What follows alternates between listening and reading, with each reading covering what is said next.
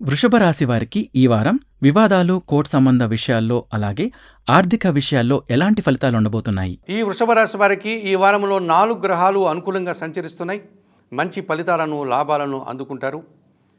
ఒక సంతోషకర వాతావరణాన్ని, ఒక శుభ కార్యక్రమాన్ని ప్రారంభించే దిశగా ఈ వారం ముందుకు సాగే పరిస్థితి మీకు కనిపిస్తుంది.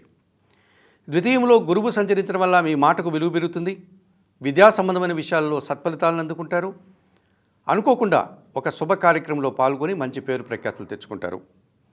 చతుర్థంలో శుక్ర సంచారం వల్ల కుటుంబంలో శుభ కార్యక్రమాల నిర్వహణ, విందు వినోదాలలో పాల్గొనడం, కుటుంబపరమైనటువంటి సంతోషకర వాతావరణాన్ని ఈ వారంలో చవిచూస్తారు. షష్టంలో కుజ సంచారం వల్ల భూ వివాదాలను పరిష్కరించుకుంటారు. వాహన లాభం అందుకుంటారు. కొన్ని కోర్టు సంబంధమైనటువంటి విషయాలు ఉన్నవారికి సత్ఫలితాలు రావడానికి, అనుకూల ఫలితాలు రావడానికి అవకాశం కనిపిస్తుంది. రియల్ ఎస్టేట్ రంగంలో పనిచేసే వారికి మంచి ఫలితాలు రావడానికి కూడా అనుకూల వాతావరణం ఉంది. లాభములో శని సంచరిస్తున్నాడు. వృత్తి, ఉద్యోగ, వ్యాపార, వ్యవసాయ రంగాల్లో మీరు కష్టపడి పనిచేస్తారు. మీ కష్టానికి తగిన ఫలితాన్ని అందుకుంటారు. పనివారి సహకారంతో ఇంట బయట చాలా పనులు సునాయాసంగా మీరు పూర్తి చేసుకోగలుగుతారు.